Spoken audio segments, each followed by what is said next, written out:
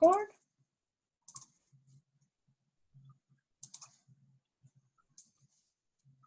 And election commissioners, you can go ahead in 30 seconds.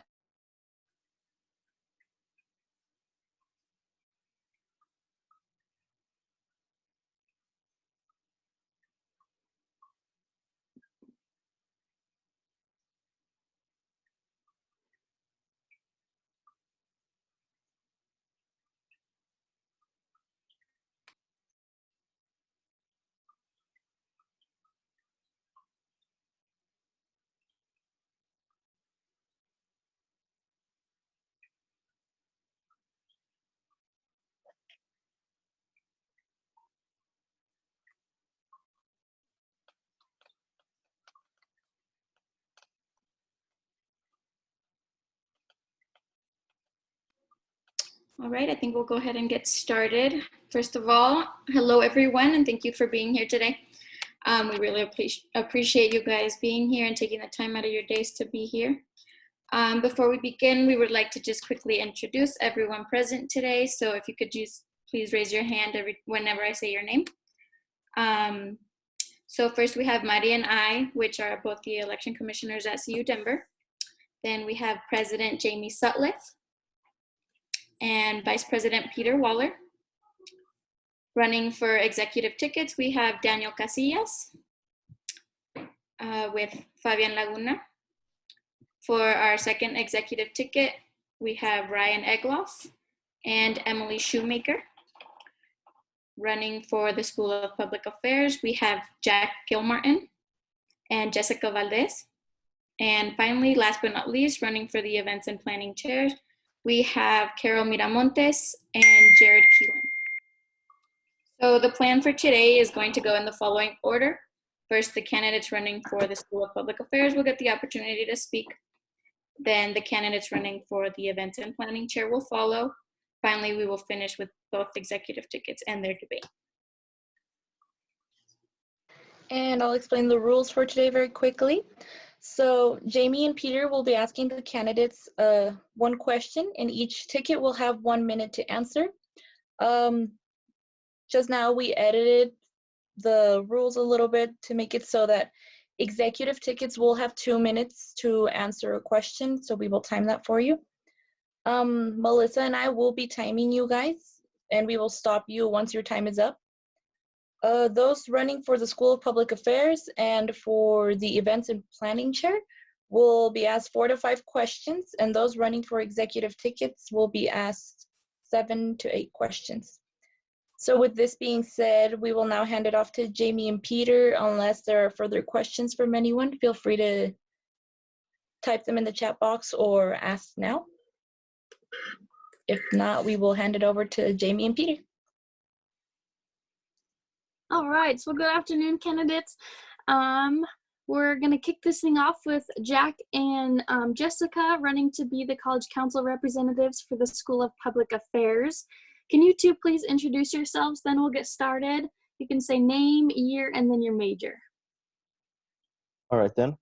Hi, I'm Jack Martin. I'm a junior, and my major is criminal justice with a minor in history. And you can share your video now, Jack, as well. And then go ahead, Jessica. Hi, my name is Jessica Valdez. I am a criminal justice and biology double major. All right, Peter, I'll let you start.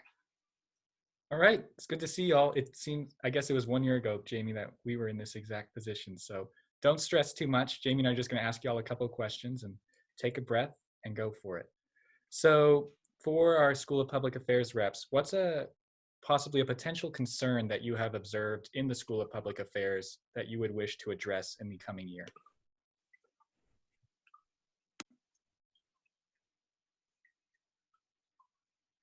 I'm sorry, I cut out. And that should go to Jack first. Oh, okay. Well, an issue that I've seen is that there's not a lot of activities and there's not a lot of internship fair opportunities for our students. So what I would love to do is bring more internship fairs to the school that will help our fellow students in our criminal justice programs. Thank you. Jessica?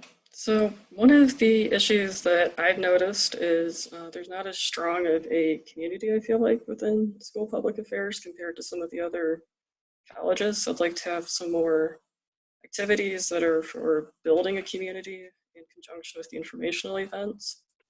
And I also noticed that there's not as much guidance for actually applying to public service internships and jobs, because like those applications questions, the processes are a lot different than regular internships and jobs. I'd like to have some more guidance for that.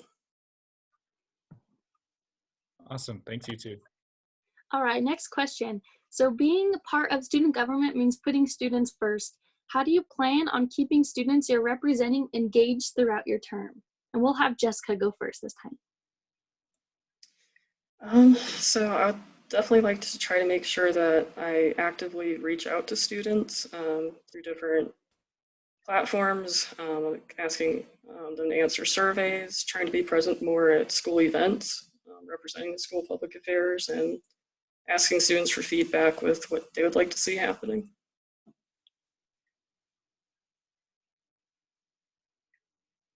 Go ahead, Jack. All right, so as for keeping students engaged, as our campus is a huge commuter school, I would like to incorporate some more social organizations into the school. That way we can keep our students engaged and we can keep them more on campus, because since we're commuting, a bunch of us are not really willing to be there for more academic needs. We're there for hobbies, we're there for interests. What I would love to do is reach out for students who are willing to do that, and I would love to help incorporate that into all of their activities. And I would love to be their representative for all of that. Great, thank you both. So this third question, it's timely, and both of you have already started answering it, so feel free to just build off of what you were just talking about. So how do you plan to kind of build or continue building a sense of community within your school and in the campus after the impact that COVID-19 has had? And go ahead, Jack. All right, well, to start that off, because of COVID-19, we all had to go home, and now I think me included, we're all missing campus. So once we all return to campus, I would like to make sure that we all start those social organizations that I've just mentioned. But as a result, I would also like to bring in more internship fairs to the school so we all can be engaged, like, oh my gosh, this is my opportunity. I can get a job through this. But I would like to also reach out to companies that are willing to reach out to those students, willing to help them get their jobs. And I would love to bring more clubs that will allow our students to want to stay on campus more, even if they commute, and make them stay during later hours if they choose to. Thanks. Jessica? So building off what I said earlier, I'd definitely like to have more events that encourage students to be there in person, interacting with each other. I think especially since, like Jack said, we all went home, we're missing campus, but I think going back to campus is also, we're going to take some time to get used to being in that environment again. And as part of that, I'd like to reach out and bring in some more people related to public affairs jobs that could help talk to students about what their careers are like, internship opportunities, and also some more like hobby activities too, so it's not all academic and work related. Thank you. All right, folks, last one. So what led you to run for the SPA representative position? Well, I'm a former criminal justice student, not criminal justice, my apologies, a computer science student, and I came into criminal justice, and from there, I found my love for politics. So from there, I decided I'm going to run for government. And while I was filling out my application, I realized a bunch of problems that I would love to fill in, such as filling in that void for social clubs and also incorporating more internship fairs, not just for school public affairs, but for all other fields. As a former computer science major, I know that we don't really get a lot of opportunities. So I would love to help them out because I still have friends who are leading organizations for the computer science community, and I would love to help them out as a way of saying thank you for being my friend. I really wanted to get involved with being able to represent some of my fellow students and help bring some of their concerns to the attention of school administrators and get a chance to be involved in really helping the campus community. This would be like a great opportunity to do that. All right. Wonderful. Thank you, Jessica and Jack, for your time. And we wish you good luck next week. Jamie, were there any questions that were asked on the live chat? I don't believe so, Peter, so we can keep moving. All right. Well, next up we have Carol and Jared running for Events and Planning Chair. Would you two mind showing your cameras now?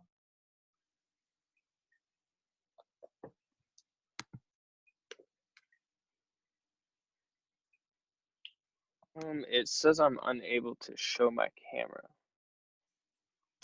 Yeah, it says it's enabled by the host. I'm working on. There we go.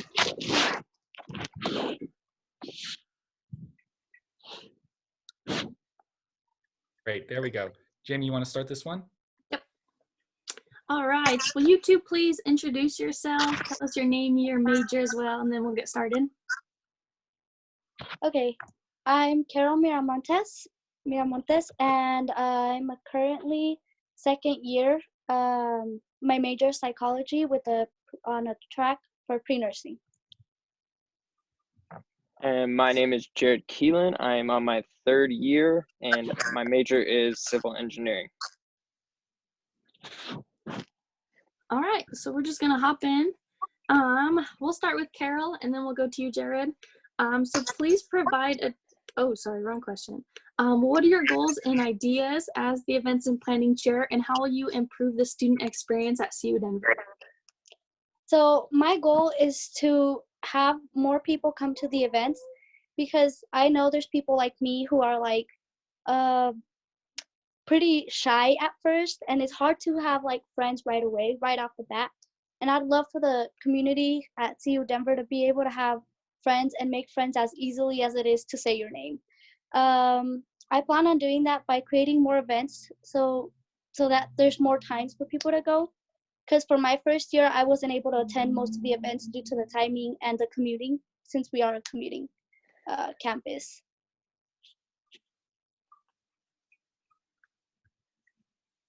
Thank you, Carol. Go ahead, Jared. So my goals for EMP chair would start off with, same with Carol, building a community on campus. I would want to restructure Spirit Thursdays, and I would like to do zero waste events and make our events more sustainable. I would try to build a community, because for me, it begins with providing the opportunity for people to make connections, and we can provide events that really give that opportunity. I would like to do that for others, because I found my community at CU Denver and it really changed my experience. And so I think it would just be great for our community school. Thank you both. Go ahead, Peter. All right, so again, this question was asked to our SPA candidates, and it kind of builds off the previous question as well. So how would you plan to rebuild or continue building a sense of community on campus after the impact that COVID-19 has had? And go ahead, Jared. I think this kind of goes with, yeah, obviously the same as last question, but also now that we have all gone through this whole really different and weird experience, I think that really makes it easier to make connections, because we all have something in common in the sense of we're just getting out of quarantine, we're excited to go back to school, and I think that will really encourage people to go to more events and help make those connections. Thanks, Jared. Go ahead, Carol. So to build that sense of community once again, I would start off with an event where it'd be more like of a homecoming event, where all these CU Denver students could come and socialize again, not that 6 feet apart quarantine anymore. So we could all just gather around, have social interaction that we've been deprived of, and we could have stations where you could like paint, have activities, of course, have food involved. And we could have like little screen sessions where you could just like let all that frustration out that we've all experienced during quarantine. Thanks, you too. Go ahead, Jamie. All right, so next question. What led you to run for the Advance in Planning Chair? I'll let Carol go first.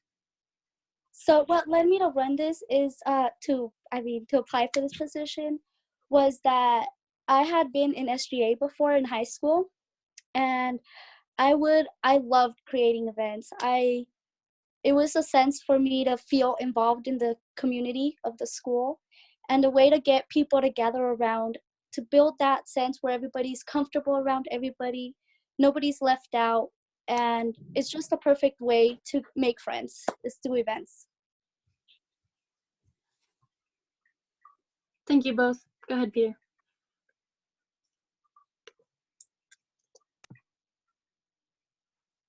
All right. Oh, I didn't get to sorry, go. Jared. Go ahead. I'm sorry, Jared. No worries. Can you just repeat the question real quick? Yes. What led you to run for the events and planning chair?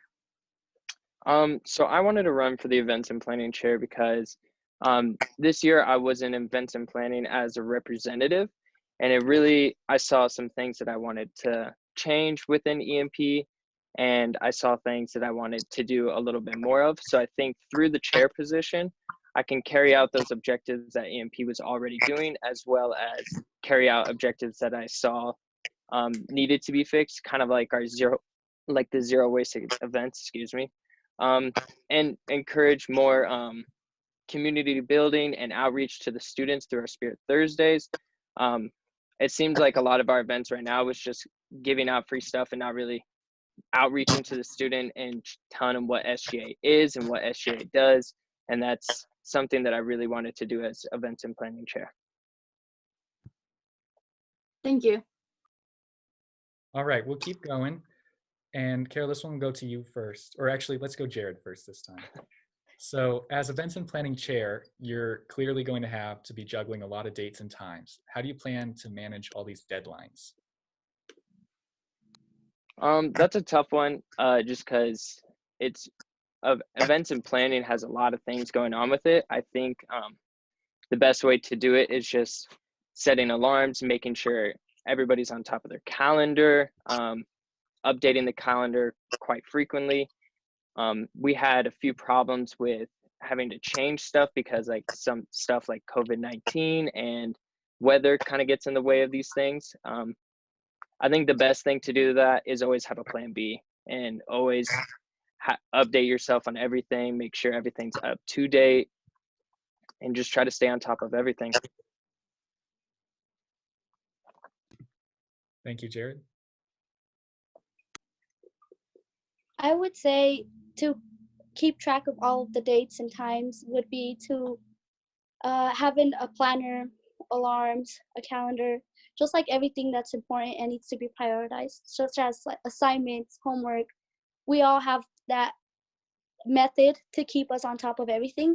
And for me, that would be keeping alarms and written on my agenda, and like previously stated, updating constantly, making sure everything is scheduled at the time and date it needs to be. Great, thanks you two. And we have a couple Facebook questions for you. So Jamie, if you want to take one, and then I can take one right now, and then you can take one right after.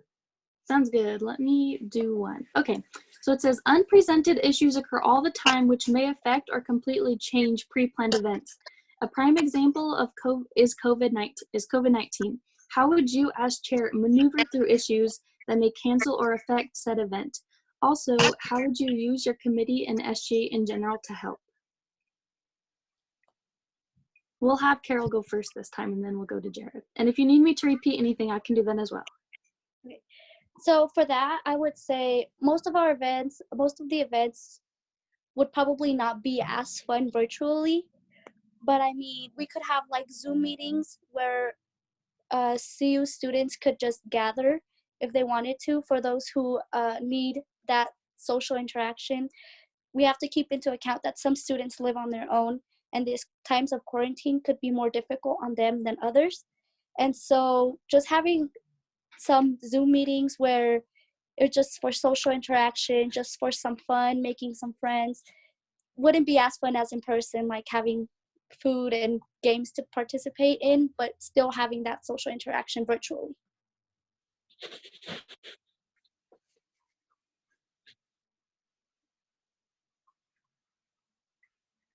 Could you repeat the question one more time, Jamie? Yes. So unpresented issues occur all the time, which may affect or completely change pre-planned events. A prime example is COVID-19. How would you, as chair, maneuver through issues that may cancel or affect said events? Also, how would you use your committee and SGA in general to help this? I think one of the biggest things is for something that isn't COVID-19, where we're all quarantined and completely canceled. As for those other roadblocks and other little bumps, I think just having a plan B for everything, location, time, all of that, I think that is a must for every event. But when it comes to the case of COVID-19, I think just adapting to the circumstances and being able to completely go online or completely virtual and still cover all of their needs and all of their wants, as well as outreaching to them and updating them on all the things that we would like to outreach to them. I think that's just something that we could tackle as a team and just adapting to it. I'm not always sure how, just because situations are always different, but yeah. All right, thank you both. I think that's all for events and planning, right, Peter? Looks like that's all. Okay, well, thank you both for tuning in with us, and we wish you the best of luck next week. Thank you. All right, so that concludes the School of Public Affairs and Events and Planning. And so up next is going to be the executive tickets. And so before we start in with them, we'll give them a couple minutes to gather their notes. And Jamie and I just wanted to let you all know about a couple constitutional referendums that are coming up while the executives get ready. All right, so the first one that we'll be talking about is the compost expansion referendum that was brought forth through SACAB. Students will be allowed to vote on this. It'll be a student fee increase, and it was brought forth from the Students of Sustainability Club. And you can look at our website under elections, our student government website under elections to learn more about all of these referendums as well. And the last two referendums, one is a constitutional language update. So that just kind of clarifies some processes about how SGA operates. So that will be on the ballot. And the final referendum will be the RTD pass, which approves the fee for the RTD pass for the upcoming academic year. So all of those three information is available on the SGA website and will be up for voting next week.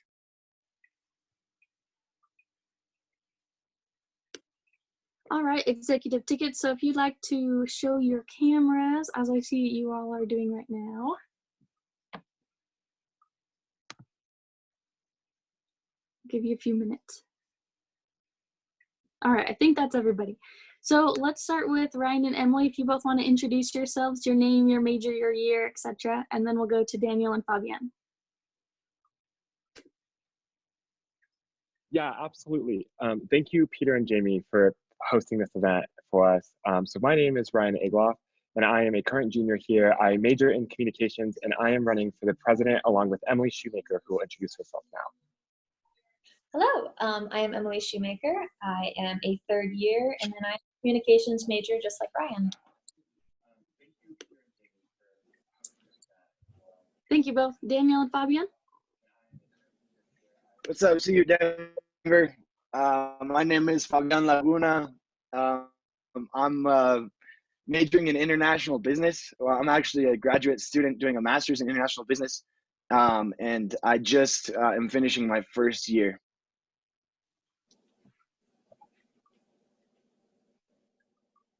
There we go.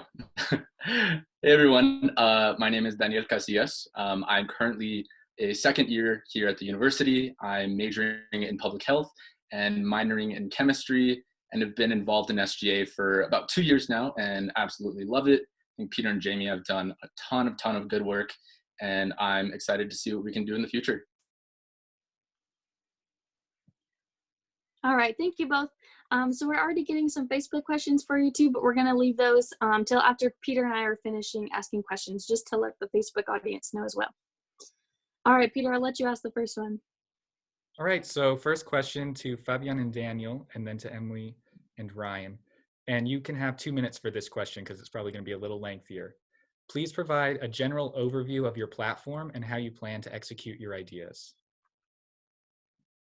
Absolutely. Absolutely. Yes. So our platform is centered around three main pillars. The first of the pillars is access, the second is culture, and the third is success. Going into those a little bit more deeply, in terms of access, we basically refer to basic things such as parking, but also issues such as mental health, providing a little bit more mental health resources, and just making degree programs more accessible to students. When it comes to culture, I think one of the best ways to build culture on our campus is with student groups and with student organizations over the past year. And I feel that by supporting them, we can continue to build a really, really good community on campus. Finally, success. I think that the new Links Connect Center is a great place to start for us to really start providing more job opportunities.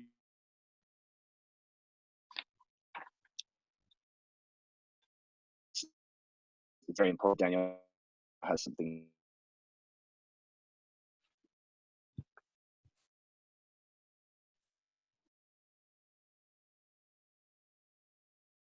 You hear me?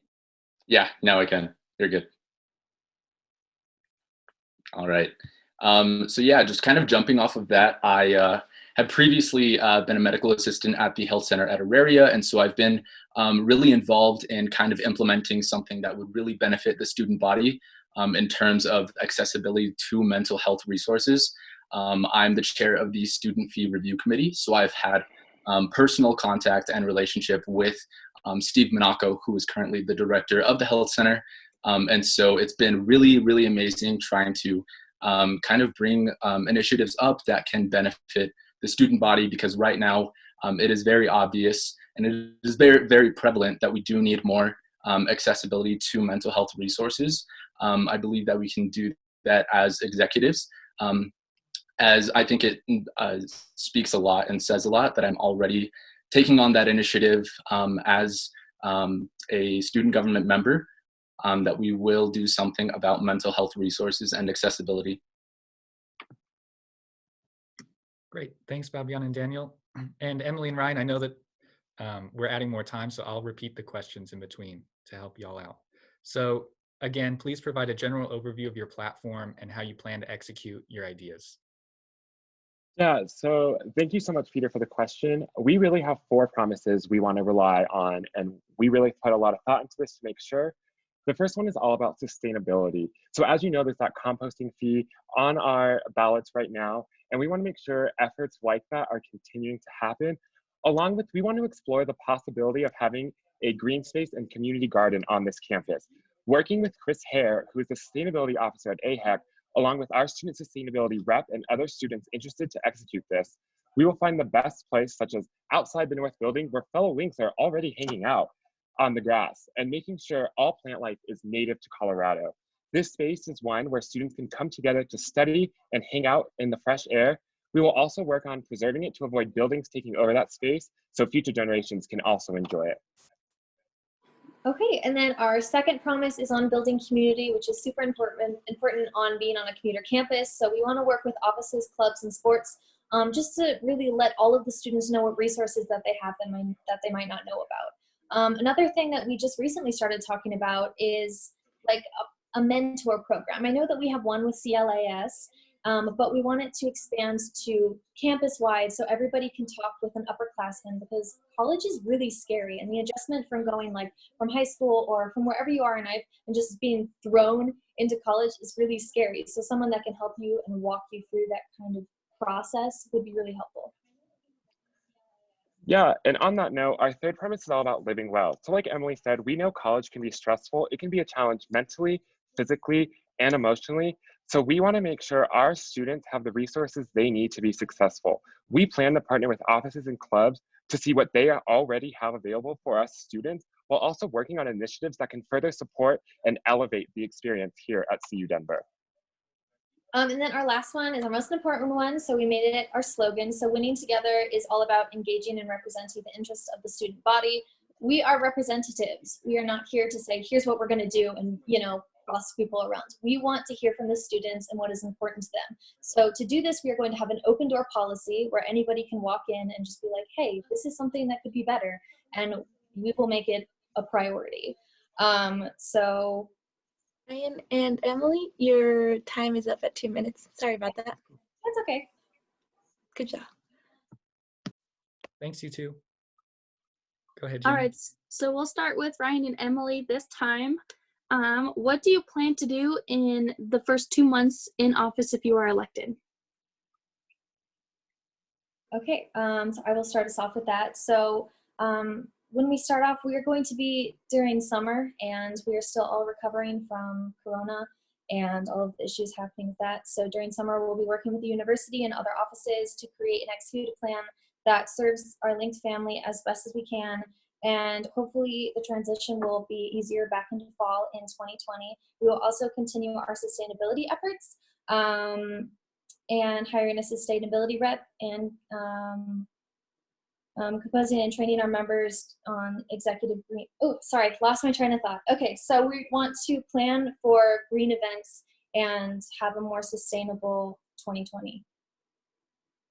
Yeah, and on that note, just to add on, so we really appreciate all of the prior administration's decisions. So we really want to help elevate those decisions, like the hiring of a sustainability rep, because we know that is a priority. But we also want to begin exploring the options for that green space earlier mentioned. We really want to see if this is where it can go, how it can best serve the students, and different things. Along with our final part of the plan is living up to our slogan, winning together. We will continue to run our Instagram at Egloff Shoemaker 2020 to keep reaching our fellow links, while also using SGA social media to provide opportunities for students to voice their concerns, just making sure that we're all in this together and we're all in this after the transition, making sure we're linked strong. Thank you both. Daniel and Fabian, I'll repeat the question just so you all have time. What do you plan to do in your first 2 months in office if you are elected? So for me, my main objective in our life is centered around creating a strategic plan. The most important thing is to lay out we're supposed to do for the year ahead. So I would get together with the Senate, what the initiatives that the senators and the chairs want to take on, and I would create a strategic plan for all of us to execute over the first semester and the second semester of the year. We would use that plan to then evaluate the performance of us as a student government. And of course, part of that plan would include surveys to the student body to understand what students want us to be working on and what we can do to best represent them. I know that Daniel has different plans for the first 2 months.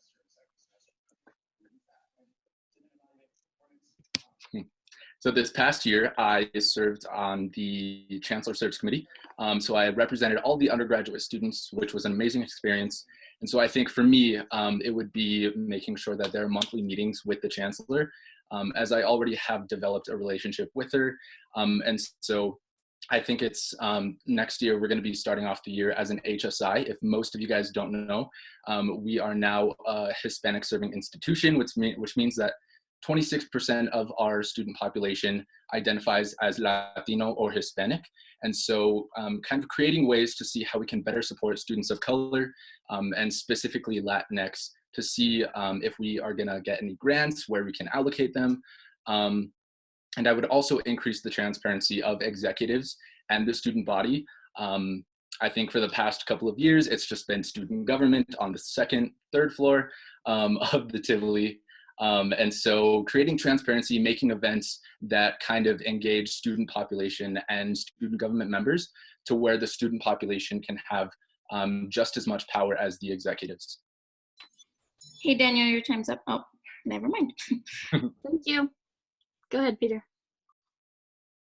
All right, so being part of student government and especially the executive office means putting students first.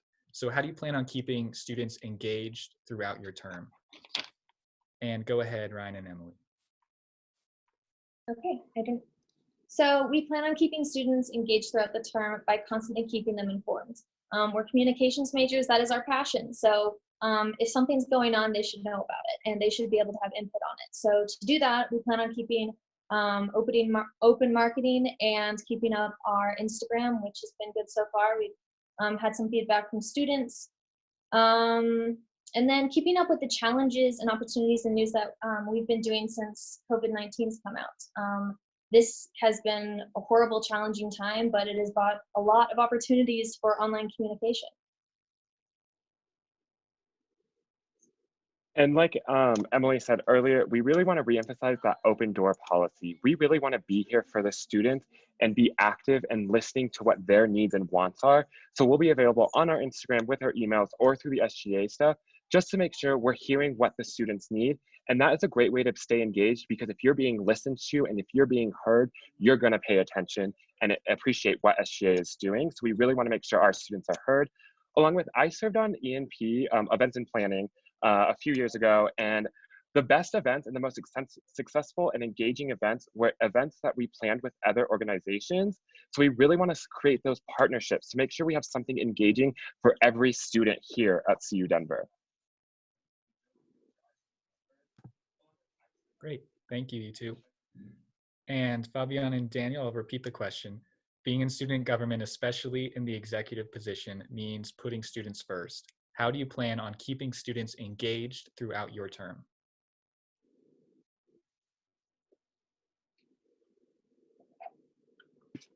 I'm still muted.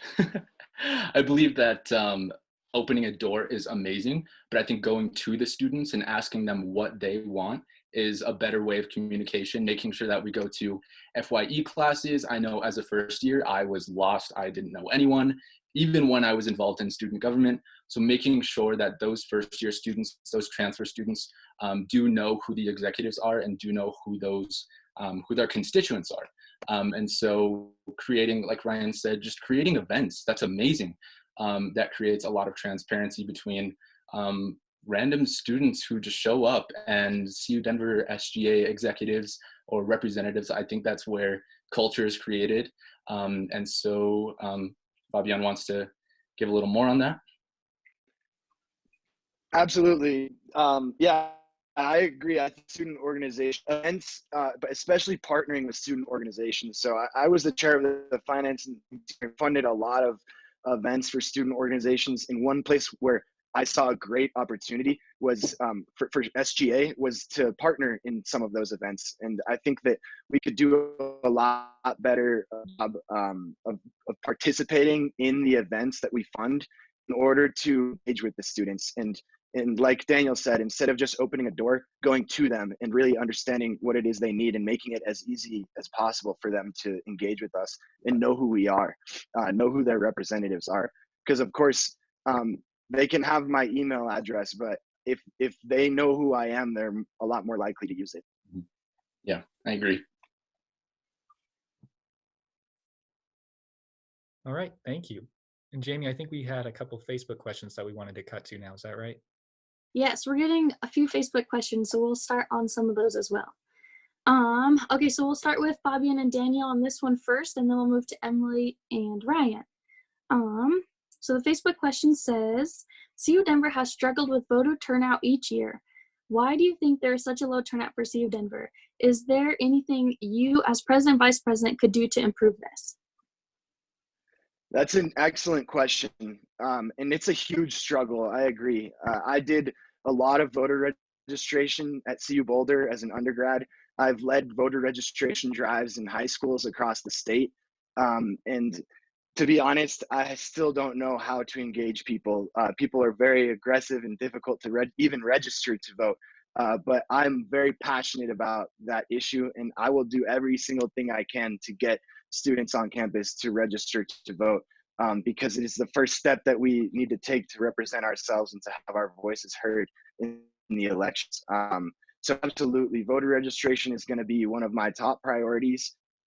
A lot of other things that we need to do as a student government, that's just something that we just need to put in the hours for and organize around. I plan to work with any organization on campus. I personally have worked a lot with New Era Colorado, but I'm open to working with any voter registration drive that's on campus to get voters registered as much as we possibly can. Mhm. Yeah. Specifically for the Auraria campus, it's really been a struggle for student government members to engage in student body. And I think a campus that has close to, I think it's 40,000 students in total with CCD and MSU, it's really, really hard to create a sense of culture, a sense of belongingness. Although you see people of color walking around you every day, it is really hard to feel included and to feel like you belong on a campus that big. And so making sure that those students are engaged, and like I said before, going out into the students and making sure that they feel like they belong, make sure the first generation students, the underrepresented students, feel as though they are represented by their executives and by student government members. Yeah, thank you. Thank you both. Mhm. Ryan and Emily, would you like me to repeat the question? Sure. Okay. CU Denver has struggled with voter turnout each year. Why do you think there is such a low turnout for CU Denver?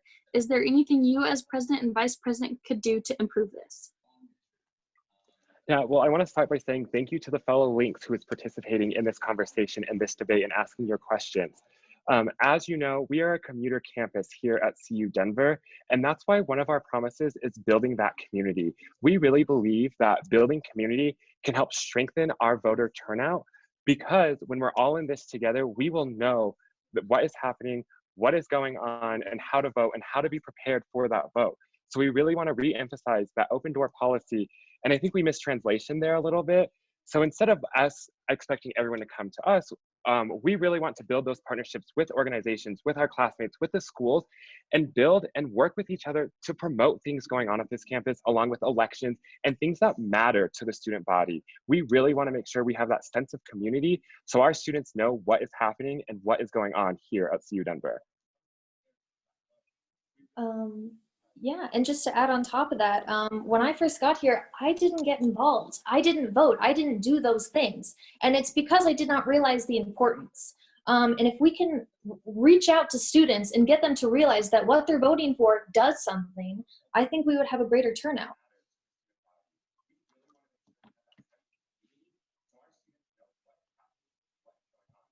All right, thank you both.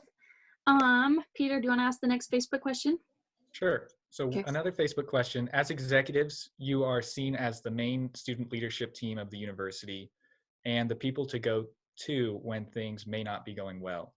Many times these concerns or issues are not necessarily your fault and may seem or come off as personal. How would you handle the stress and not take anything too personally while still putting student concerns first? Emily and Ryan. All right, well, for starters, be completely honest and transparent. It may not be my fault or Ryan's fault or Daniel or Fabian's fault, you know? It's not that. It's somebody is upset and we need to address it without belittling it and be completely transparent about the situation. Yeah, and adding on to that, I think as communication majors, we really learn a good structure on how to communicate and be having those conversations that are difficult. Something really important is listening to them first. Don't interrupt, don't speak, listen, and then ask questions to make sure you understood what they're saying, and then work with those students on resolutions of their issues. That way, we all know what's going on. Even if we don't have the answer right away, communicate with that and be transparent, like Emily said, and let's figure it out together, because like we said, we're winning together and we're all in this together. Thank you. Fabian and Daniel, I'll repeat real quick for you. Okay. So as executives, you are seen as the main team who people go to when things may not be going well. Many times these concerns or issues may not be your fault, but may come off as personal. How would you handle the stress and not take anything too personally while still putting student concerns first?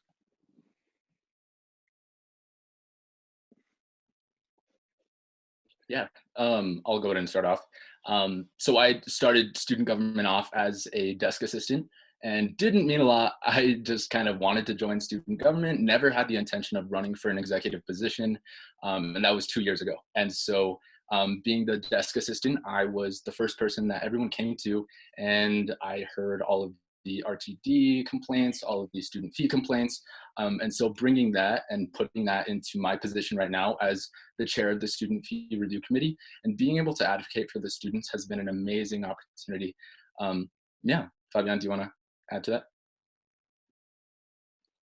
Yeah, so I don't think I generally wouldn't take things personally. I would take responsibility for anything at the university. So I guess, and I wouldn't take it personally. I would just take it as my job to, make things better for students in any way I can. So if a student was to come to me with concerns, I would sit down and I'd figure out how I can, alleviate those concerns strategically with my Senate.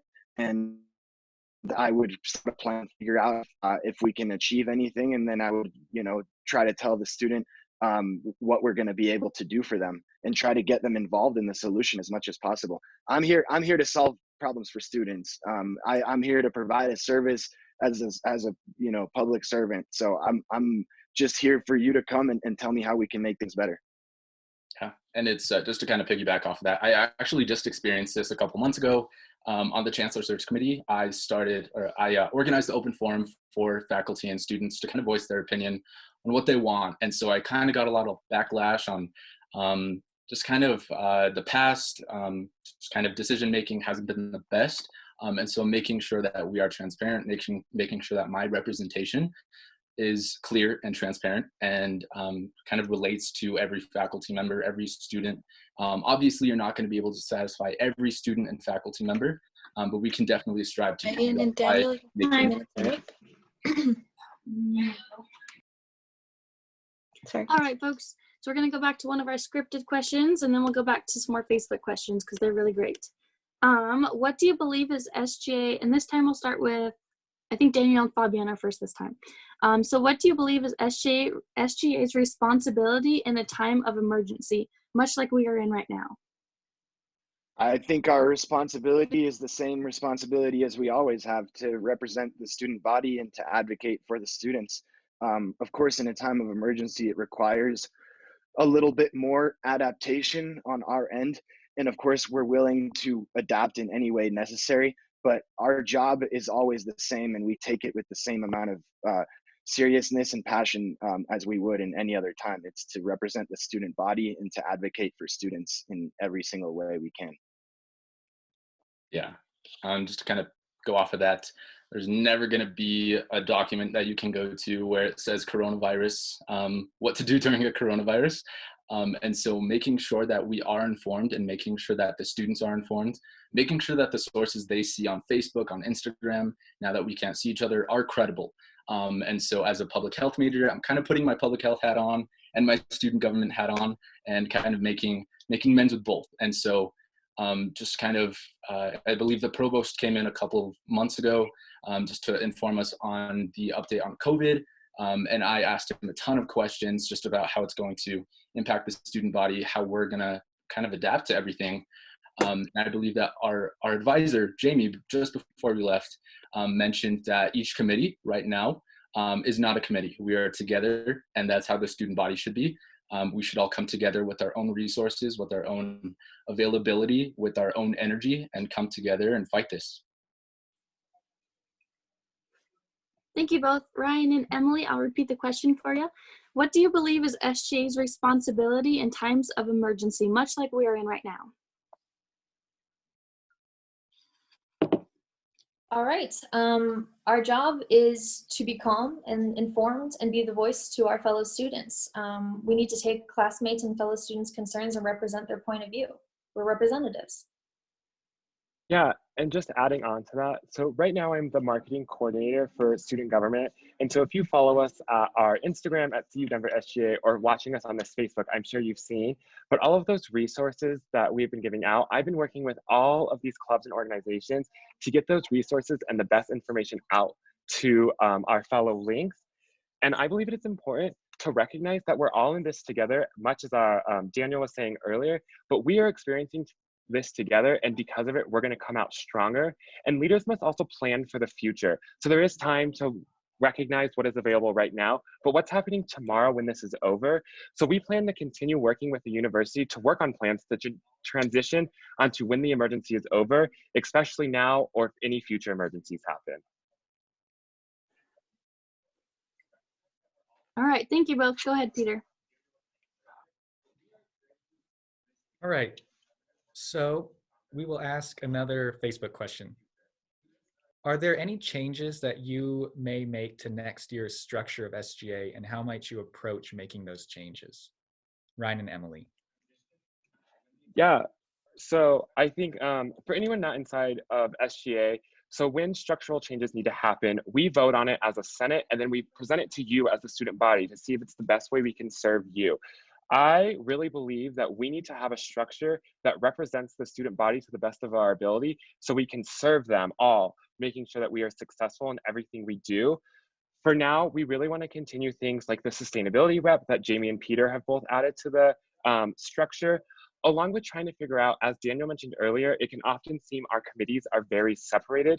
We really want to focus on the structure and make sure that it is that we are all together and we are all representing the student body and we are all part of student government at all times, not just during emergencies. Thank you. And I'll repeat the question for Fabian and Daniel. Are there any changes that you hope to implement within SGA, and how might you approach making those changes? Structurally, I think that there is room to make changes in SGA, but I think more changes have to be done strategically. So that's kind of where my focus is really making a strong strategic plan in order to most effectively use the structure that we have in place. We did try to change the structure this year, and unfortunately, we just didn't have enough time to really do it in a very thorough way. And I think one of the things I noticed when we were trying to do that this year was just that a lot of the concerns don't necessarily have to do with the structure, they just have to do with the way that we're operating. And so I think that we can change a lot of things operationally to make this structure suit the student body in a lot better way. Yeah, just to kind of go off of that, we can change the structure of student government. We can change the structure of the entire university. But if we don't have people who are passionate about the initiatives or the changes that they want to make, nothing's going to get done. And so making sure that reaching out to those students who want to initiate on sustainability, on student orgs, is what we need in student government. I believe the structure is a piece of it, but it should come back after finding those individuals and empowering those individuals to make change at the university. Thank you. Mm-hmm. Okay, so next we're going to do another Facebook question. And I think we're starting with Fabian and Daniel this time. So many students express how they do not really see what SGA does or its purpose. Besides social media, how do you plan to keep students updated? And I think we've answered this a little bit, but y'all can touch on it a little bit more. Yeah, absolutely. As I said before, I was the chair of the Finance and Funding Committee this year, and we funded a lot of student organizations, and I got to interact with a lot of student organizations, and it was a great privilege. But like I said, one big opportunity that I saw was for SGA to make itself known to students, because even the funding process was difficult for a lot of orgs that had been doing it for years. So I think we need to go to the students. We need to partner with student orgs who already have a lot of student engagement, and we need to go to their events and connect with students. We need to hold our own events that are impactful, like large events where students are very interested in going and where we poll students to make sure that they can attend those events. We need to make a lot more of an effort to go to students, to even go to classrooms and give a presentation before class, just telling students what we do. And then of course the social media can continue, but I'm a lot more passionate about reaching students in person. Yeah, I've been in contact for the past couple of years, ever since I joined SFRC, with his name is Abenicio Rael. He's one of the directors, one of the teammates on Center for Identity and Inclusion, which is a student fee funded office. And so I kind of asked him how student government has interacted with CII, that contains the most underrepresented individuals on this campus. And there has been no interaction with them, or minimal interaction. And so one of the priorities for me, and hopefully for our team, is to make sure that's implemented and make sure that we do interact with VSA, BSA, Latinx, those individuals that need the most support. I believe that that's a priority for me. All right, thank you both. All right, so moving on to Ryan and Emily, I'll restate the question for you both. Many students express how they do not really see what SGA does or its purpose. Besides social media, how do you plan to keep students updated? All right, so I'm part of the Leadership and Outreach Committee, which means we do a lot of that, and it is a challenge. So things that we do are tabling events. We will do posters and just try and push as many things as we can. Online can't always be the most effective. Some people don't participate in the online platforms or don't want to follow them. What I would say is at these events, reach out to people and tell them exactly what we do. And it's not, I mean, they showed up to be informed, they want to know.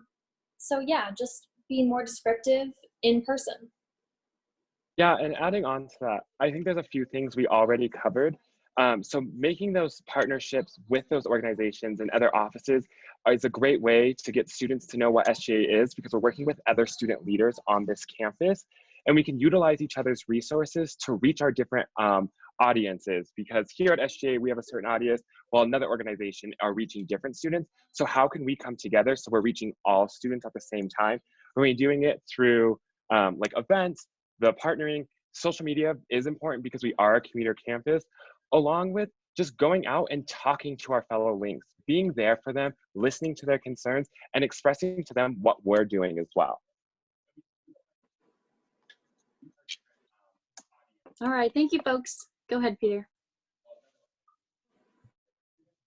All right, so Ryan and Emily, accountability is a huge and key part of this position. How do you plan to hold yourself accountable to the SGA and the student body regarding your platform? All right, I'll start us off. Anybody who knows me knows that I like to make a plan. I like to color code that plan and I like to stick to it. And if that doesn't happen, if something goes wrong and we can't plan for it like things are now, be transparent about it, let people know, hey, this is what's going on. We will keep ourselves accountable by being incredibly vocal about what we are doing and holding ourselves to what we are doing. Ryan, do you have anything else to add?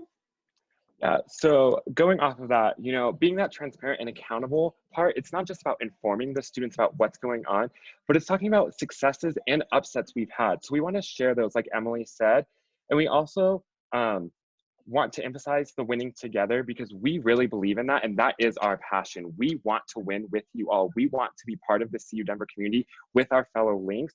So we want to make sure that we have this togetherness and continue to have conversations with us so we can talk about what we are doing, to see what they think, and to see what we need to do, and hear what we as links want and need.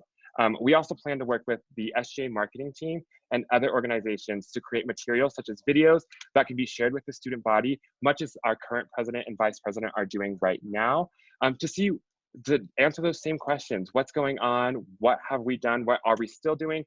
What have we completed? And what are we challenging with?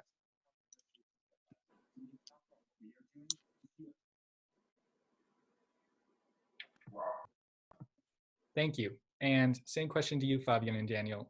How do you plan to hold yourselves accountable to the SGA and the student body? Yeah, so I've talked a lot about this strategic plan that I want to make with the Senate and with all of the SGA members. I want that plan to be posted publicly on our website and wherever else we can post it, so that the student body is informed what our plans are. And I want the plan to contain measurable and tangible objectives, so that if we don't reach those objectives, we can evaluate why we weren't able to reach them and try to improve in the future. Of course, if we change the plan, we will make sure to update anyone that plan has been changed. But the idea is to make our process transparent, and also to have people help us. We want to put out our objectives so that if there's anyone else working on it, they can kind of reach out and we can make sure that problems are solved in the most efficient way possible. But ultimately, I hold myself accountable by putting out measurable goals and seeing if I achieve them or not. If I didn't achieve them, then I'm going to do better next time. But that's the easiest way for me to hold myself accountable. Mm-hmm. Yeah. For me, it's I think just being accountable for the chair of my committee right now, being accountable for the success of the chancellor search, which was successful. I think it's an amazing opportunity for us to engage in students. We can never overly interact with students. I think that's what we need to do. On a campus, like I said, that has nearly 40,000 students. There's never going to be one specific way that we can reach out and interact with the students. So we need to come together, not just as student government members, but as student fee director individuals, student orgs, higher administration, because we can't do this on our own. It's been obvious for the past however long we've been able, or however long it's been difficult to reach the student body. I think this is a great time with new leadership and the chancellor. It's a great opportunity for us to engage with students. Daniel and Fabian, your time is up. Thank you. Go ahead, Jamie. All right, next question. Hold on, there's a lot coming in. Okay, here it is. How would you work with MSU and CCD to approach problems that affect the whole campus? We'll start with Daniel and Fabian. Yeah, I'll go ahead and start. So like I said previously, I worked at the health center at Auraria. It was amazing. I got to take blood, which was really scary. But it was such an amazing opportunity to reach out and to talk to students from MSU, from CCD, from faculty members, since the health center at Auraria reaches everyone on the campus. And so I think taking those initiatives that MSU students feel as though they need to be initiated. I think I've heard a lot of issues concerning undocumented students, which is a high priority for me in terms of scholarships that we can offer, in terms of diversity. I think would be an amazing opportunity. For me, working with Steve Monaco, the director of the health center, kind of raising the bar to where we can, right now MSU pays a small fee where they have all accessibility to mental health resources at the health center. And so I've been working with him to see what we can do about CU Denver students implementing, or us implementing the same opportunity for CU Denver students. And so that's my plan. Just to chime in real quick, I would certainly set up heads of the student government on both of our sister campuses or of our shared people that share campus with us, and then of course set up a meeting with AHEC and really sit down and try to determine what are the main issues that we need to solve as a campus together. All right, so moving on to Ryan and Emily. I'll repeat it for you both. How would you work with MSU and CCD to approach problems that affect the whole campus? Yeah, so I think the first priority is all about building that community. So when I was serving on events and planning, I was the vice chair, and a big thing we cared about was making tri-institutional events, because we believed that it was that community, then we could move together to solve problems, such as things that face us all at Auraria campus. In doing so, we would really rely on our SACAB members and support them as best we can, because our SACAB members are the ones that represent and are a liaison between CU, Denver, SGA, and all of the other institutions here on Auraria campus, along with the AHEC institution. So we'd just be making sure we're supporting them and listening to the students, see what's affecting them, along with talking to other CCD and MSU students and being in constant contact with their executive tickets to make sure that their students' concerns are being heard, along with CU Denver student concerns, and where we can come together to make those problems all of ours, and then a solution that works for all of us. And then with time allowing, I'm working right now with the census with both CCD and MSU. So something that's been beneficial for our kind of tri-campus group is shared resources and common goals. So common goals to promote the census and get everybody involved, and then shared resources. Every single school has a different set of rules and a different set of things that they need to follow and utilize. Like they don't have Zoom. They're not doing what we're doing. So sharing things that we have so we can still use hashtags to promote things online that way. So just kind of realizing what you have and what you don't have and what you can share. All right, thank you both. All right, so now we're gonna ask another Facebook question. And this time it'll be Emily and Ryan beginning, which is how would you use SGA to welcome international and transfer students to the CU Denver community? I'll go ahead and start with this one. Thank you for this question. This is the perfect time. So my freshman year here, I had a really hard time transitioning to that college life. And for me, I just felt like I needed something else. So I did study at our International College of Beijing, which is our sister program in Beijing, China.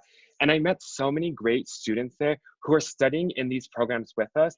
And that is something we have really are passionate about, is these study abroad opportunities and how to bring in those international students in, because right now they don't seem involved, and I get that concern all the time. And that is why yesterday I went on CU Denver International's Instagram page live, talking about elections, talking about SGA, how they can get involved, and all while making pancakes. So it was a really great time, and the international students have really been loving it. And I am in constant contact with all of my friends I've made at ICB and those ones that are here studying at CU Denver. So it's just working with that office and building events to make sure that community is listened to and we are representing them to the best of our ability.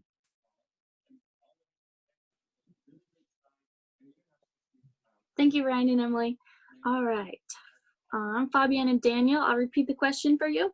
How would you use SGA to welcome international and transfer students to the CU Denver community? Yeah, so my degree program has a lot of international students in it. So as a student welcomed to CU Denver in the fall, my first friends were international students. So I have a very special connection to the international student community at CU Denver, and I absolutely am very passionate about supporting them. I think one important way to support them is to put on more international focused events. I know that before the COVID crisis, we were talking about doing an international prom because most international students haven't experienced prom. And so we could do some sort of event for them to experience that. Of course, the Holy Fest is an enormously important festival that we hold on campus, and we were unable to hold it this year. But cultural events such as that, I think, are absolutely imperative to support. Our international community is hugely involved on campus. They have some of the most active student organizations, and there's some of the funnest events that you can go to. Trust me, the Intercultural Club Beijing puts on an awesome event every year. ISA puts on incredible Diwali events, and like I said, the Holy event. VSA is one of the most active Vietnamese student associations in the country, or I don't know if in the country, but it seems like it. Don't quote me on that. Either way, I would continue to support those organizations and just emphasize the vibrant international community we have at CU Denver, because it's one of the things that I love most about being a student here. Yeah, just to kind of go off of that, I think that all comes back to culture and how you feel included, and how those individuals on campus include those that are kind of unfamiliar with the campus, unfamiliar with the country. I feel as though that we should support those individuals, such as supporting the student organizations that do represent those individuals. Because if you are on a campus with people who look like you, I think you're more inclined to graduate, more inclined to be successful, more inclined to be involved in student organizations. And so making sure that we do have— That's time. Thank you. All right, thank you all. Go ahead, Peter. All right, I think so we're gonna executives, do, sorry, Peter. I think we're gonna do 2 more questions and then we're gonna just wrap it up a little bit. yep, so 2 more. We know how much work this is. So 2 more questions and then we'll do closing statements. So last scripted question, and then we'll do 1 more Facebook question. If you would describe the style of leadership you would bring to this position, how would you apply this style of leadership to your work within student government? And go ahead, and Fabiana and Daniel. So when I first started my undergraduate, really this idea of a servant leader, and I don't think I quite understood what that term of being a servant leader meant until now.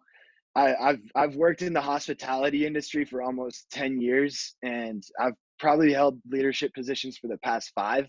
And now finally I'm realizing how important it is to be a servant as a leader. But particularly in this position, it's the first office that I'm really running for. And having grown up with the university as a huge part of my life, I feel like my experiences have equipped me to serve the student body in a way that I really haven't understood before. So I personally describe my style of leadership as being a servant leader, and the way that I would do, use that style of leadership on SGA is to spread my experiences and to serve people with all of the skills that I've been able to develop and help them become better in every way that they can. It's really just helping people be better and not telling them what to do. Hey, Peter, could you repeat that question one more time? Definitely. So the question for you is, describe your style of leadership that you would bring to this position. How would you apply this style of leadership to your work within SGA? Yeah. So I didn't mention this before, but this past year was the first year that I had founded and captained the men's volleyball team, which was huge. It was awesome. We got to go to UNC, we got to go to Boulder, got to go across Colorado just to kind of play volleyball. And so to be able to house kind of a team and a collective group of people has really kind of changed the way I see leadership. It's really changed the way I kind of interact and house a group of people. And so I think taking that type of leadership to the executive position would really change the way that the executives interact with students and the way they interact with their constituents. And I think representing myself on the Chancellor Search Committee and being able to kind of reevaluate how I see representation, how I interact with higher administration has really benefited me, and I think it would really benefit the student body.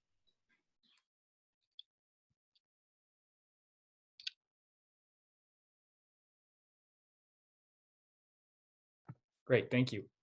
And I'll repeat the question for you, Emily and Ryan. Again, describe your style of leadership that you would bring to this position. How would you apply this style to your work within student government? All right, so I'll start us off. I would describe our style as probably structured but open to suggestion, and amiable. Students should not be afraid to give input, and I think that's evident in how we have been working within student government so far.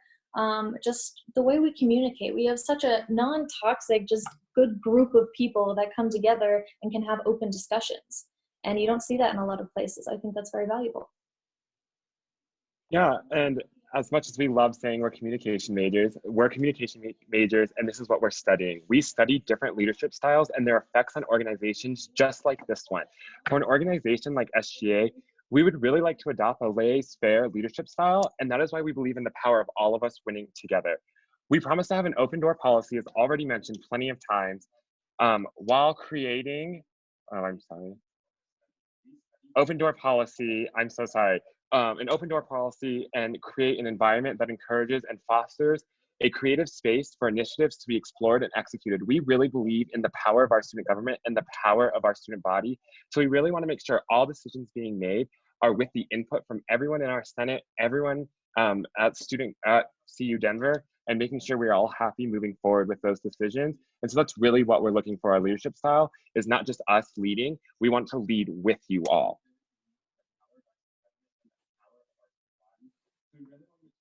Thank you. Go ahead, Jamie. All right, so here's another Facebook question for you all. I'll start with Ryan and Emily. So mental health and well-being looks different for everyone. Some students have the privilege to attend counseling or self-care activities where others cannot afford or have the time for financial reasons.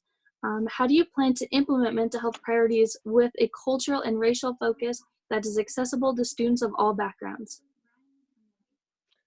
Yeah, so first answering that, we don't want to give any answers on mental health as we are not experts in the field, so we don't want to give those answers that might be false information, but something we would be doing is working with the Counseling Center. So if you didn't know, right now, the Counseling Center offers you free sessions as a CU Denver student, so definitely be taking advantage of those, and they're doing them virtual right now on Zoom. You just have to make the appointment, visit the Counseling Center on their website, and they'll give you more information, along with working with them to create other events. I don't know if you've all ever seen the Counseling Center out and about on our campus, they're promoting the events or the services they provide and different things. So really emphasizing and elevating and capitalizing on what the counseling center, our experts are already doing, and how can we reach that information to the student body while also giving them student feedback back. Like, how are we not representing this student body at our counseling service?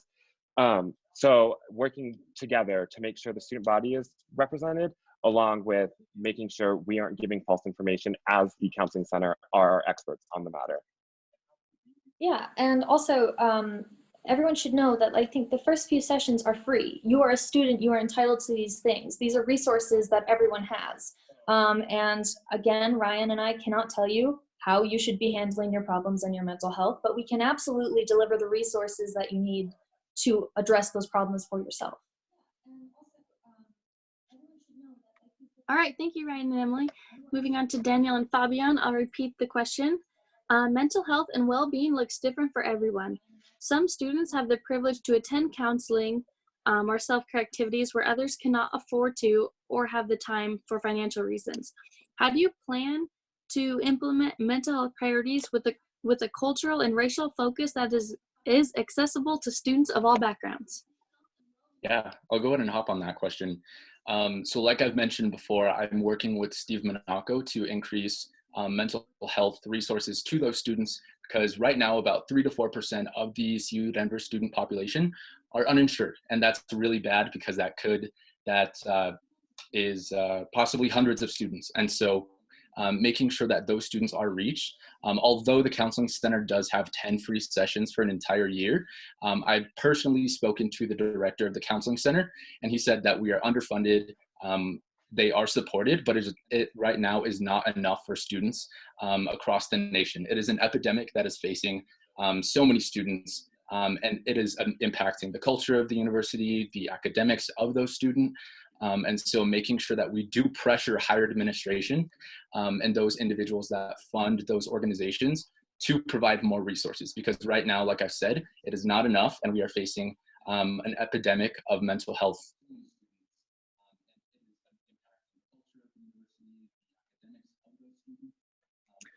Yeah, and I'm just going to chime in quickly. I think Daniel has a great perspective on the clinical mental health sort of resources that we can provide.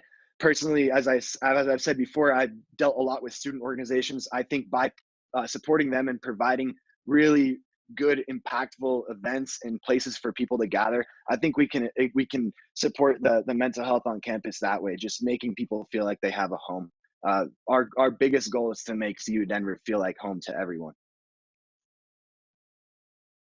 All right, thank you both.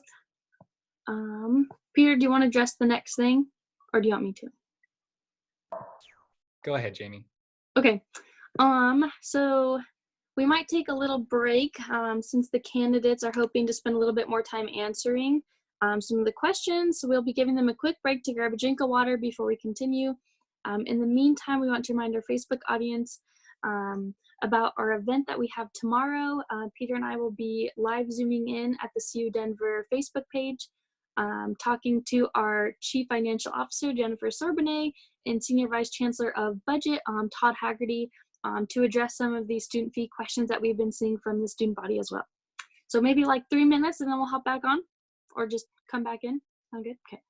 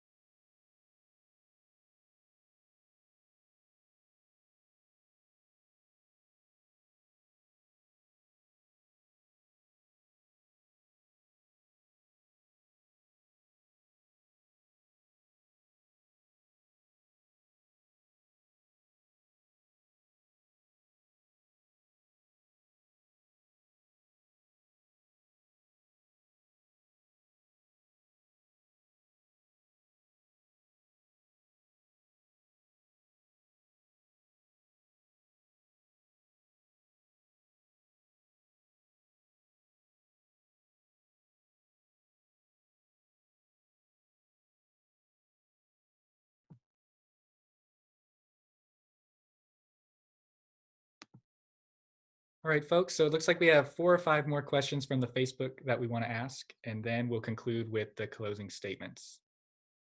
So if you would all like to come back on.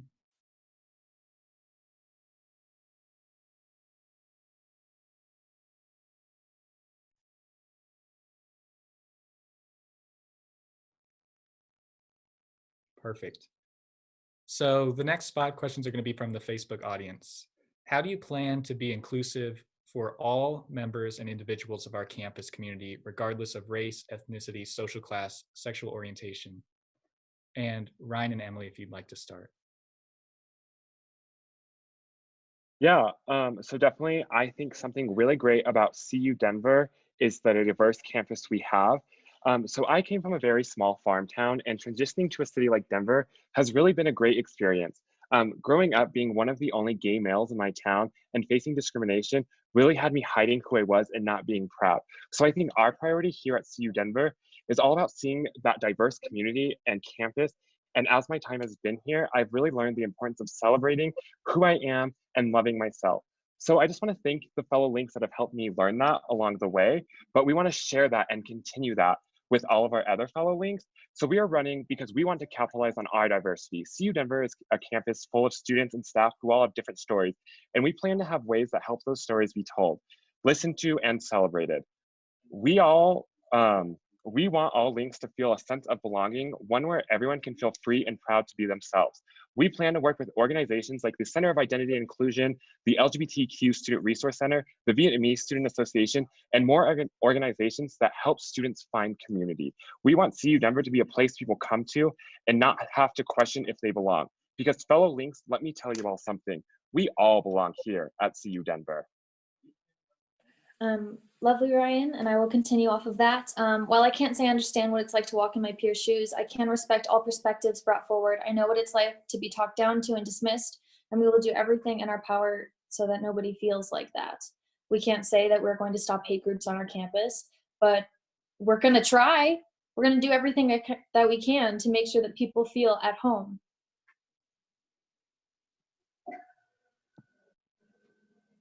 Thank you. And Fabian and Daniel, same question.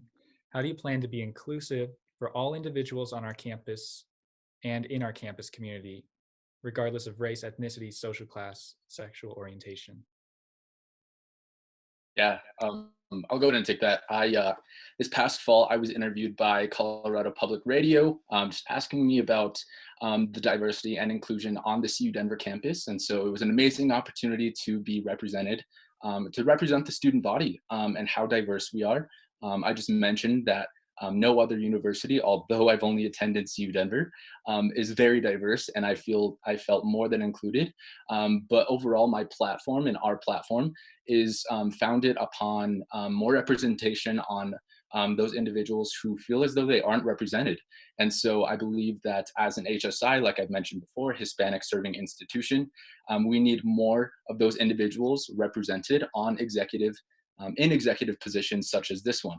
And so making sure that we have more support as an HSI for those individuals that are Latino, that are Hispanic, that identify as people of color. We need more representation and more support for those individuals.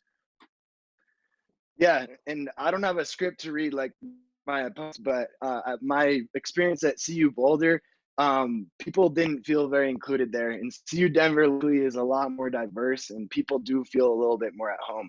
But I want to take some of the experiences that I had at CU Boulder and seeing the concerns that students brought up and the feeling of isolation that students had to really try to make CU Denver the template for the whole university system to show how to include students and what a university of the future is going to look like. Because in the future, we are going to be majority minority students. And in the future, there's not going to be as many white students on campus. And in the future, maybe we're going to have signs in Spanish on campus. But things are going to have to change towards that way to make people feel like they're at home, to make everyone feel at home. Thank you. Go ahead, Jamie. All right, so next Facebook question, we'll start with Fabian and Daniel. As more students move to earning their degrees online, in what ways can you connect to students who do not live in the Denver metro area, in Colorado, or even in the United States? Yeah, that's a wonderful question. And I have had some thoughts about that. I would like to get a directory of all of the online students and find someone in SGA that's passionate, or just find a student that's passionate about reaching out to those students, and creating a little group, a focus group, to figure out how we can market initiatives and events, and create a little campus community for online students, and how to get them in our events. So maybe we could have some events streamed in video so that they can participate, and there can be a sort of a hybrid. And then we can also design events that are particularly for online students. But I certainly do want to get a hold of that directory and start to reach out to those students more actively. Yeah, I do believe that this whole pandemic is really showing us how our community has not been hindered. I believe that it's brought us all together. Like I've said before, student government has kind of broken down those boundaries that we have between committees, and right now we can't have that. And so, meeting with the student organizations, meeting with the student fee funded offices, we're making sure that those resources are put together in a bucket that we can really just put out to the students. And so I think this is a really good way to adapt to an online platform, sort of mimic the, or just kind of realize the importance of internet platforms on social media. And hopefully our marketing team can do that next year, because I think that although hopefully next fall, we will be in person, I believe the online platforms will be just as important, because individuals who are learning online are not less valuable than those in person. All right, thank you both. So now we'll go to Ryan and Emily. I'll repeat the question for you two. As more students are moving to earn their degrees online, in what ways can you connect to students who do not live in the Denver metro area, or in Colorado, or even in the United States? All right, so keeping everyone online involved. Shared experiences are bonding, and we're all doing this together. I mean, we all get a little slice of that life of the online college, because that's how it is right now. So it's hard, but it's not impossible. There's a new sense of unity around it because we're doing this together. So they have something in common, just keeping up those online experiences, those challenges, Ryan? Yeah, and so for anyone who doesn't know, our online population is actually greater than our in-person population. And because of that, we really have a great advantage of using things like Zoom and other meetings to reach them. But Emily and I have an advantage. Being both communication majors, our degree is available all online. We are one of the only degrees here at CU Denver that does offer a fully online degree. There are others, but that is one of them. And so we have really pioneered and really been ahead of the game. I've been taking online classes here since my first semester. And so I really know how it can be disconnected. And so we really want to make sure we're building those connections through social media and through other opportunities for great connections, great community, and different things. I have a classmate who lives 30 minutes past Idaho Springs, and we are still able to connect and meet up and build that community in our class because of our online Zoom presence. So we really want to re-emphasize those resources while also capitalizing on the organizations such as CU Online and other clubs and organizations that are here available for our online students.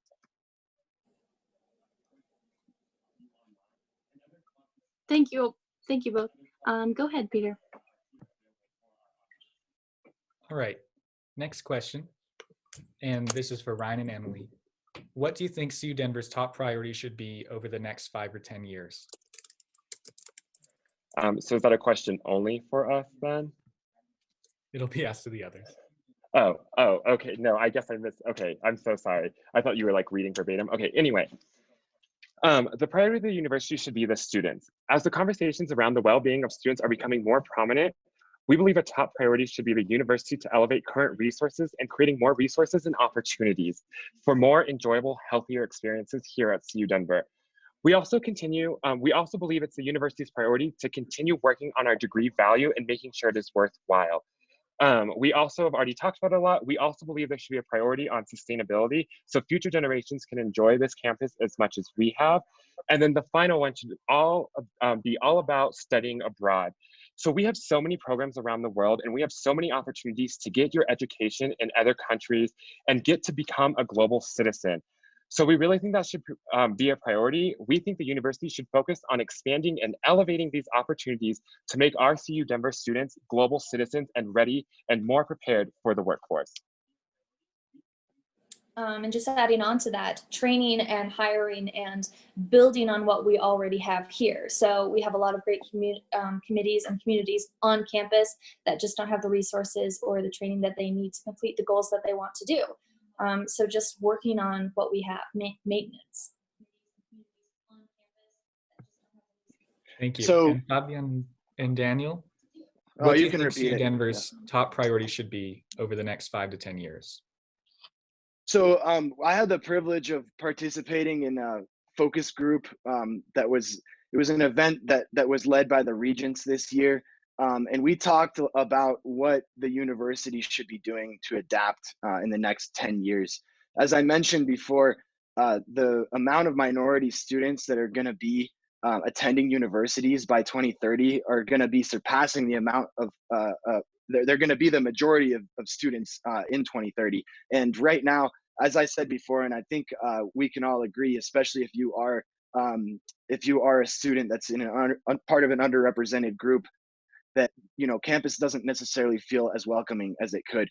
So I think that the university should prioritize being welcoming to those students, not only just in its programming in general, even just language and basic things like that, but also in the programs that it's offering. I think it needs to offer a lot more accessible degree programs, certificate programs, training programs to help people get into the workforce and really help elevate students in the quickest way possible, avoid student debt, and help students succeed. I absolutely agree that study abroad and experiential learning are something we need to focus on as well. But I think the first thing to tackle is making CU Denver a home for everyone, especially to those underrepresented groups.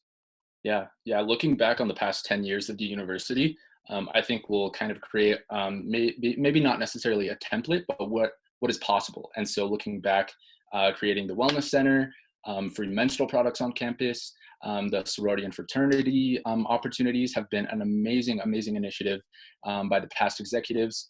And so making sure that we create just as big, if not bigger, of an opportunity for students to find a home, because that's what I found in the Student Wellness Center. It's been an amazing opportunity to have our own gym to practice for our men's volleyball team. It's been something that we can utilize in the future. And so making sure that we bring in people to the university would be awesome.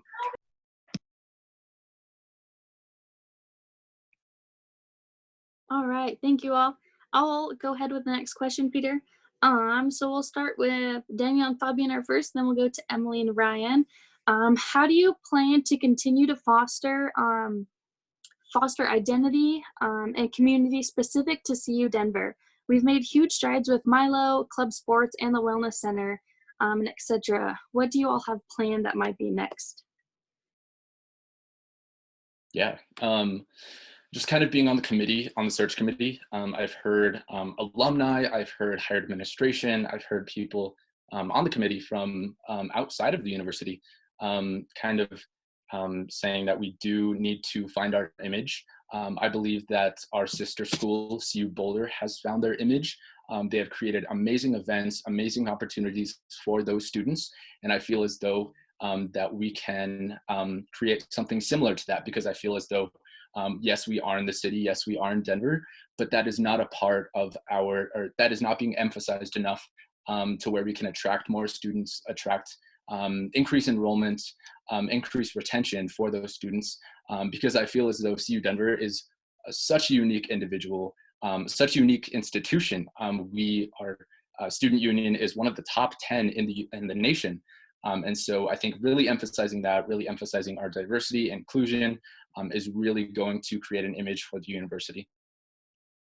And yeah, playing off of that, I think the CU Denver is the premier urban institution here in Colorado, and I think we need to play off of those strengths. The amount of diversity we have on campus is a template for the rest of our university system. And I think we do also need to play off of the strengths in Boulder. Boulder is one of the best research universities in some fields in the world.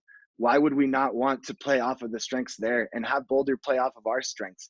I think as a university individually, we can continue to build ourselves and market ourselves, but I think we need to do that in the greater effort of marketing the university system. You know, the whole university system is important to make known on a global level.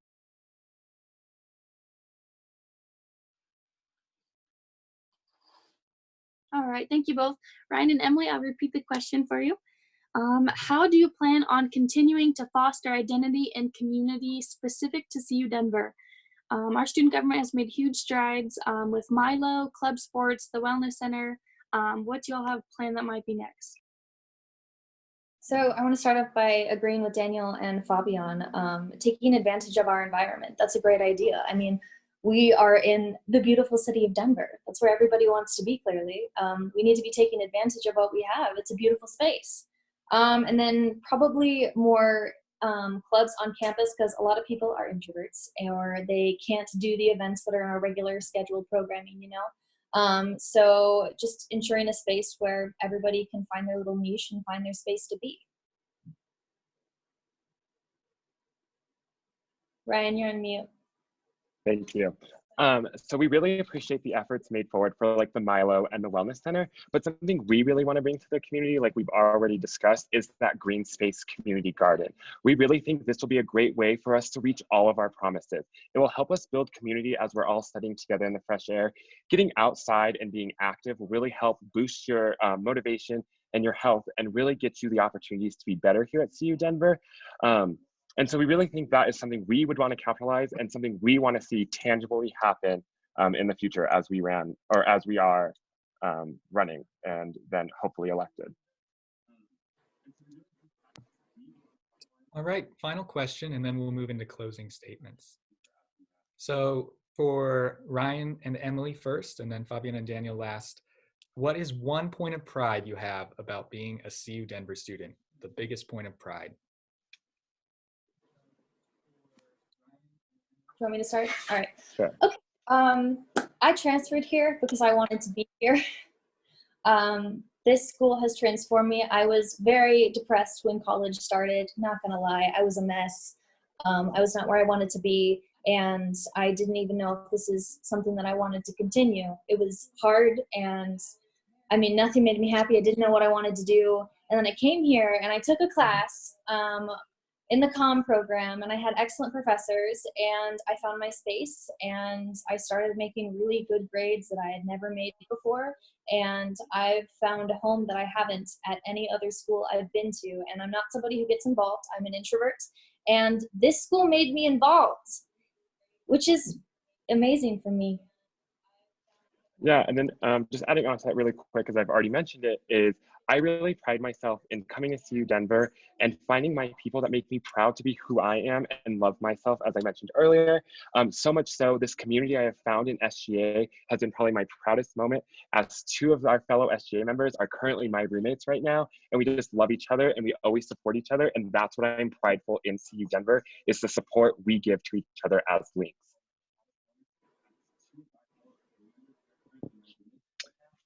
So what am I most proud of?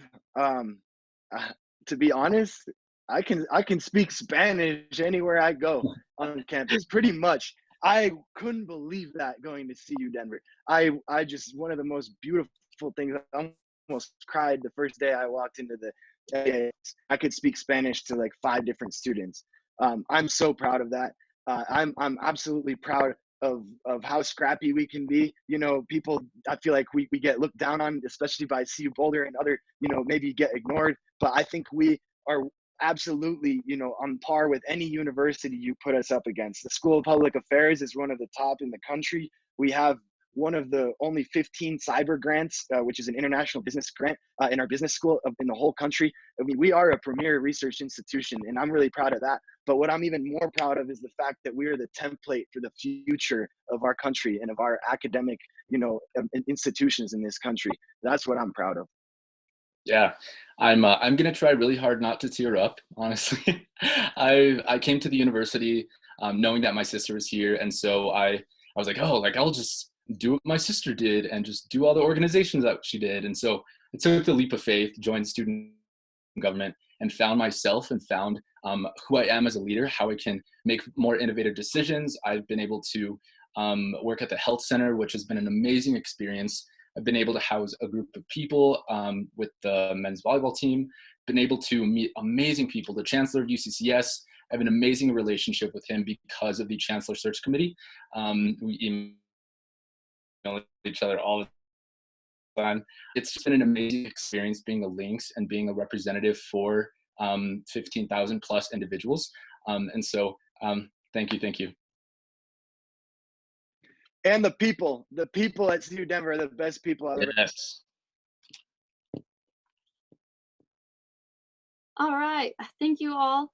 So we'll just end up with some closing statements from you both. Let's try and keep it short, maybe like 3 minutes max. And we'll have Mari and Melissa keep track of the time. And we'll start with Danielle and Fabian, and then we'll go to Ryan and Emily. So any closing statements you have that you want to. So yeah, I'm just gonna quickly recap our platform for you guys and then just say a little bit more. But our platform, again, is centered around 3 pillars: access, culture, and success or growth. The access really comes down to basic things from parking to mental health resources to quicker degree programs, just making the access for students to university a lot easier. And we're going to do that through working with higher administration as closely as possible. Culture, the community on campus to me is one of the most important things to retention, to mental health, to all kinds of students to feel like campus is home. And I think student organizations provide that community. So we want to partner with student organizations and continue to support them in every way we can. I, as the chair of the Finance and Funding Board, I'm trying to roll over funds so that we have more funds to support bigger events next semester to kind of atone for the difficulty semester. Finally, the last pillar is success. The most important thing, the reason that we're here is to do well in the world, and to grow and to succeed. So we're going to make sure we work with Lynx Connect and that students have the best experiential learning opportunities and the best internship opportunities possible. I'd like to connect with corporate enterprises as much as possible to make that happen. I just want to say, like I said before, I grew up with the university in my life. I've been talking to professors and administration ever since I can remember, just because my father has been at CU Boulder for over 30 years. I attended the University of Colorado in Boulder, and I was part of the student government there. I learned a lot about how to manage budgets and how to effectively be a leader there. And I feel like my experiences have led me to a point where now I'm very much equipped to serve the student body at CU Denver. I personally consider this election, this campaign, as a big way that I can give back to the school that gave so much to me. And I don't think there's anyone on this screen that's more prepared than myself to take on this challenge. Yeah. Just kind of looking back on 2 years ago, I was the student body president at Pueblo Centennial High School. And if you told me 2 years ago that 2 years later I would be running for an executive position at CU Denver, I would probably think you're crazy. And just being able to have this opportunity to represent Latinos, everyone on campus, and already having experience in representing the thousands of students on this campus has been an amazing experience. And this is not, everyone is watching, this is not an election, this is a movement for Casillas and Laguna. And we are going to implement things that are going to bring change to this university and bring change to individuals who are passionate about initiatives that they want at the university.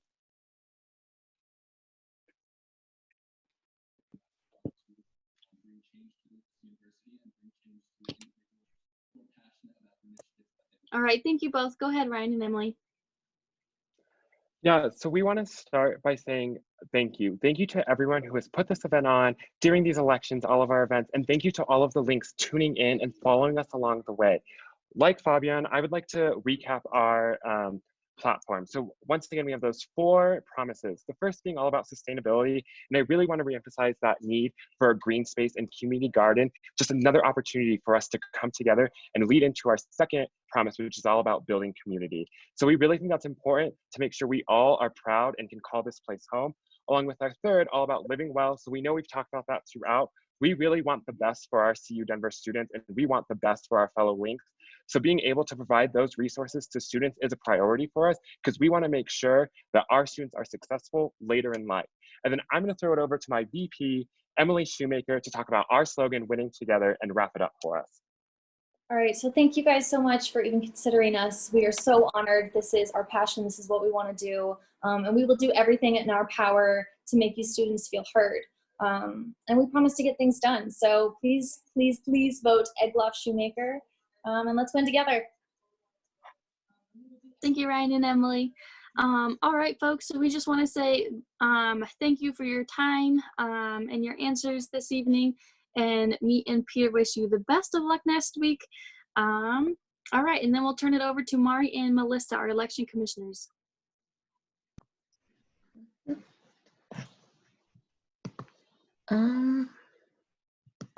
Alrighty, I don't know if you guys can see me, but before we go, we would like to give a huge round of applause for everyone who spoke today. You guys did a great job. And thank you all for tuning in today. We really appreciate it. Please remember that you can find out more about our elections and our candidates, you can find out more about our candidates at our CU Denver Elections YouTube channel, and you can also rewatch this event on our Facebook page. So feel free to tell your CU Denver community about it. And of course, please remember that voting begins on the 20th and runs through the 26th of this month. So go and submit your vote when it opens at www.ahec.edu/Aurora vote. And once again, thank you all for joining us and have a great rest of your evening.